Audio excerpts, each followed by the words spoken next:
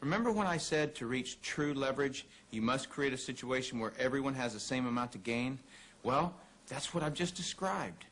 Here's what makes the network marketing structure the absolute fairest structure available.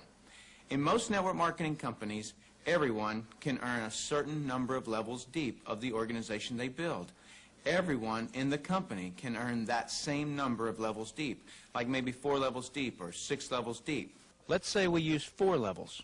So if you build an organization to be more productive, then you would earn more money than I would, even if you were in my organization. In the example shown, you would earn on 3 levels I couldn't reach, because everyone gets the same number of levels. There are people in my organization right now that earn more money than I do. Do you know what I call that? Fair. Shouldn't it be that way? I mean, take any structure. Shouldn't the most productive person in that structure make the most money?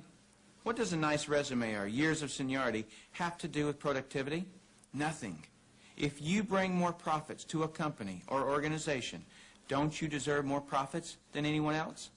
You don't normally find a person on the 5th level of a corporation earning more money than anyone else, but in network marketing, it happens all the time. Now, I'd like to show you an interview that I've done with Dr. Charles King, who holds a PhD from Harvard and is a professor of marketing at the University of Illinois at Chicago, who actually teaches network marketing at the university. Dr. King, we're delighted to have you here. I'm pleased to be here, Tim. Dr. King, could you tell us a little of your education and your business background? Tim, I'm a professor of marketing at the University of Illinois at Chicago. I got my bachelor's and master's degrees from the University of Texas in Austin, spent a tour of duty with the Exxon Corporation, and then returned to get my doctorate in business administration from Harvard University. More important to this discussion, over the last 6 years, I've been involved in doing research, teaching, and consulting in network marketing. So coming from such a conservative school, and I know you a little bit, and I know you to be very conservative, what caused you to look at network marketing to begin with? In 1990, we had a major economic recession in the United States. The Midwest and Chicago particularly were very badly hit. As a result, the interviewers stopped coming to campus.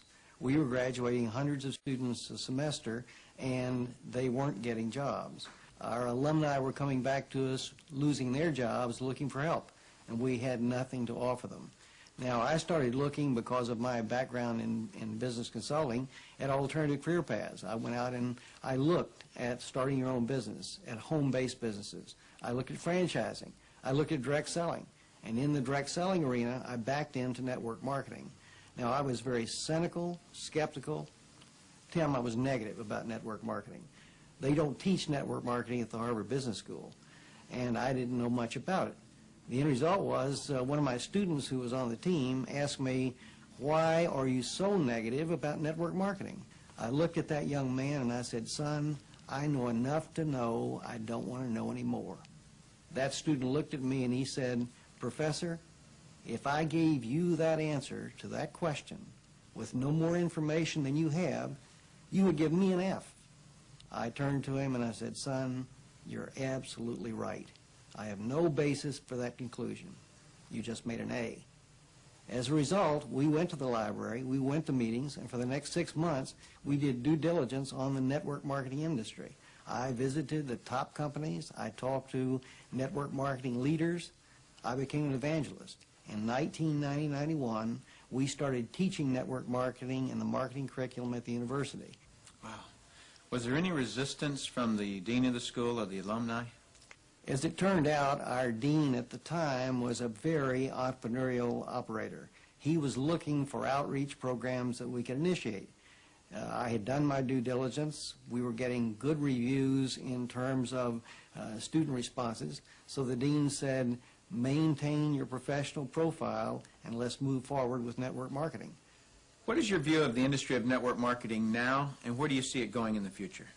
Tim, the industry is coming of age.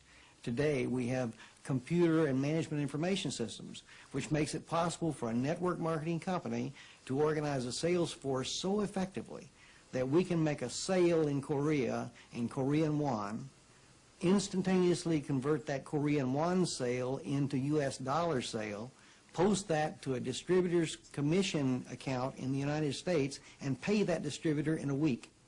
Never before in the history of this industry has that been possible. So we have gone through a dramatic technological wave in the 1980s, the early 90s. I argue now we're moving into the wave of professionalism, and I emphasize professionalism at several levels. Number one, we are seeing more and more professionals, physicians, dentists, attorneys, CEOs, college professors, going into network marketing. Secondly, we're seeing a completely different attitude on the part of the press. The Wall Street Journal, Forbes, the Chicago Tribune, regional dailies around the United States are giving network marketing very positive press. On the other hand, the universities are accepting network marketing as a legitimate channel of distribution. The University of Illinois Chicago has offered the first certificate seminar in network marketing in the history of the industry. The University of Houston is going to be sponsoring network marketing as part of their outreach entrepreneurial programs. We are seeing more and more community colleges setting up network marketing courses on their campuses. So I see this industry growing dramatically over the next 10 years. It's currently a $20 billion industry in the United States. We have 7 to 10 million distributors in operation. We're expanding globally into Asia, into South America, into Europe. The industry is growing at about 10 to 12% a year, in contrast to 3 or 4% for traditional retail sales. So on my view, the industry is absolutely coming of age. Suppose you run across the super skeptic. What advice do you have for them? Tim, I would recommend they do precisely what I did. I was a super skeptic. I did my due diligence, I investigated the industry, and I drew my own conclusions. I strongly recommend that you do your due diligence and then begin to define precisely what role you want to play in the network marketing industry. Set realistic expectations. If there's a single cause for failure in this industry, it's the get-rich-quick syndrome, thinking that you can come into the industry and make enormous sums of money with no work. I argue, by contrast, that if you set realistic expectations, you develop a plan of action to guide your business development, you can be successful. Now let's move to the big picture. You must be asking the question, how does this little group of products or this service turn into this kind of money? Who's selling all that product? Is this something where I'd be going door to door? Did I get my doctorate degree to go door to door? To answer your question right off, no. We're not going door to door. I've seen owners of some of the most successful advertising companies in the world look in amazement at how what appears to them as a onesie-twosie little business can actually be more effective at penetrating the consumer market than one of their $50 million advertising blitzes. I know of 2 network marketing companies that have reached $1 billion in sales inside of 10 years. Incidentally, to my knowledge, there have been less than 10 companies of any kind to ever do that. The way I'm going to explain who's selling the product is in the form of gears that drive sales volume. There are 3 of them. The first gear that drives sales volume in network marketing is exploratory volume. Let's suppose that you like what you've seen so far and it makes sense to you. Your next obvious step is to buy some products or use the service. You couldn't promote a business if you didn't understand the products and believe in them, which is the movement of some sales volume. As soon as you purchase some products, that's some volume that just got sold. Let me give you an example of how this volume can add up. A while back, my partner and I had our company's computer generate a list of new people for that month. We had over 2,400 new people come into our business worldwide in that one particular month. Now, if just a few of those new people that came into our business came in trying products, that's a lot of sales volume moving of just people exploring the business. Just a side note, in every business, you have the compensation side and the product side. This video has been exclusively about the compensation side. Without a great product, there can be no compensation. And my intentions with this video is to fully explain the compensation so you really understand it. You should get your product information from the person who gave you the video. Okay, that first gear of volume was people exploring the business. And that gear drives the second gear, which is wholesale consumption. When people try products or services and they like them, they want to continue using them. Look at the way wholesale buying clubs work, like Sam's and Costco's. There you pay $40, $50, $60, and you get their products at wholesale. Now think about what kind of volume wholesale consumption is. That's loyal consumer volume. That's people loving products, or people loving the price of products. That kind of volume is solid as sales volume can get. There are about 56,000 people in my organization worldwide. Just for illustration purposes only, let's say they average maybe $5 a month or $20 a month each. 56,000 people times any number is a lot of consumption volume. The third gear that drives sales volume is retail, which most people understand because it's how most everyone does business. Buy low, sell high. Wholesale to retail markup. Well, network marketing has that also. However, that's only one of the three kinds of volume. Now, take a step back and look at what I just showed you. You're not just earning on one kind of volume, like retail markup. You can be earning on all three volumes with everyone in your organization. Now that I understand this, I could never go back to any other form of distribution. It's all so inefficient compared to this. I recognize you may have seen this industry before. Maybe you've even attempted it. Or you know people who have tried it and succeeded or didn't succeed. I remember a guy when I first came into the business saying to me, "I know someone who tried one of those and didn't succeed." He acted as though that should sway me. Of course people fail. People fail at everything. People failed at my high school. The absolute worst thing you could do in your life is compare yourself to people who fail, because you don't know how they approach the business. Did they come in and do it as a profession, or did they come in and do it as a hobby? My point is, you cannot objectively look at someone's success or lack of success as a determining factor of what you'll achieve. This business is just like everything in life. It is what you make of it.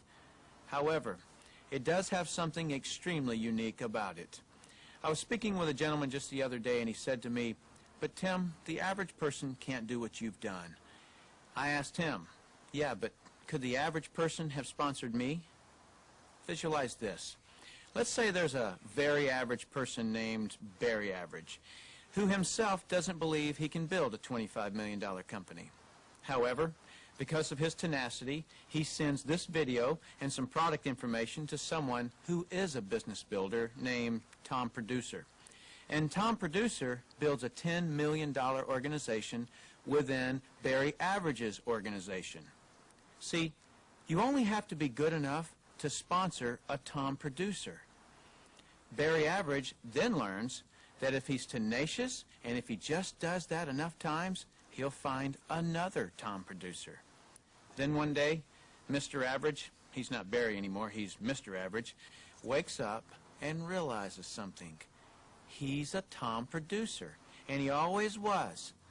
That's why this is the greatest business in the world, because it allows the Barry Averages of the world to realize they are the Tom Producers of the world if they just have tenacity.